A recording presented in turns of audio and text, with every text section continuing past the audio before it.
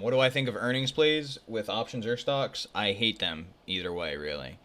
Um, I was looking online earlier on Twitter or whatever, and the implied volatility for like Tesla is like 8%, and Google's like 4%, and Facebook was like 4% or something.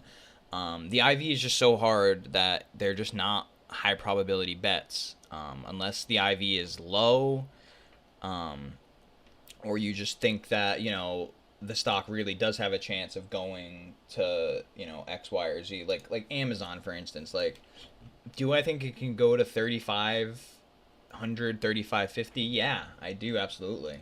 Um, but the earnings, the 3,500 calls are 2 grand.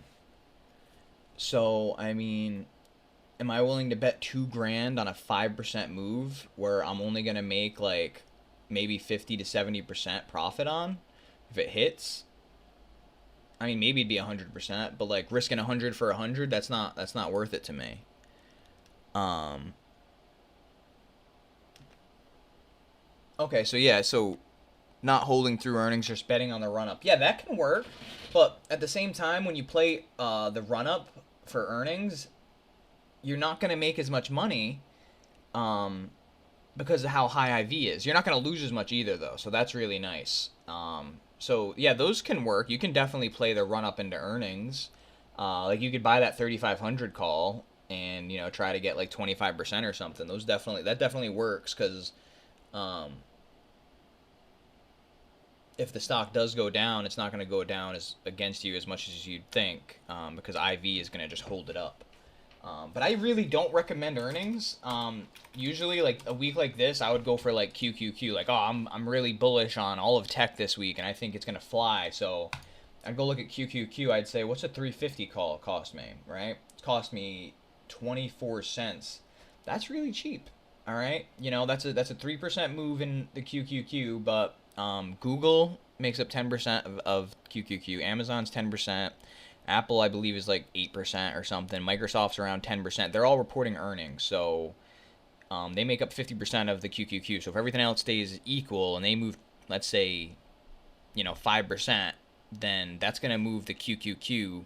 50% times 5% is it's going to do 2.5% of a move if everything else stays equal. So a 3% move in QQQ wouldn't be hard to happen with all those earnings coming up. So, like a 350 call, that's what I would do. If I'm wicked bullish on tech this week, I'm grabbing like a 340 or a 345 even. Those are pretty cheap. $1.04. These seem like too cheap. Like the upside isn't priced in. The downside is priced in though. The 330 puts are $1. So like, look at that. So a 3% move down's $1, but a 3% move up is 24 cents. So obviously the downside here is what's more expensive by a lot. So yeah, if I wanted to play a run up in Amazon, I'm gonna play QQQ calls. If I want to play a run up in Facebook or Apple or Tesla, I'm gonna use the QQQ calls. Um, and if I do want to play Tesla earnings, which I do, I'm not gonna play before earnings. I'm gonna play after, right? I mean, I did think that the 800 calls were kind of cheap for Tesla. Um, $6. That's not terrible in my opinion because Tesla can literally rip through 800 like butter. But so that's not a terrible earnings play. But it just takes a lot of experience and it's difficult. But I definitely use QQQ to play Amazon and Apple. And one of the setups that I do is you can trade QQQ up to 15 minutes after close. So one of the setups I'll use is like if Amazon and Apple are reporting right after close, right? I'll buy QQQ calls at 3:59 p.m. Eastern, 1 minute before close.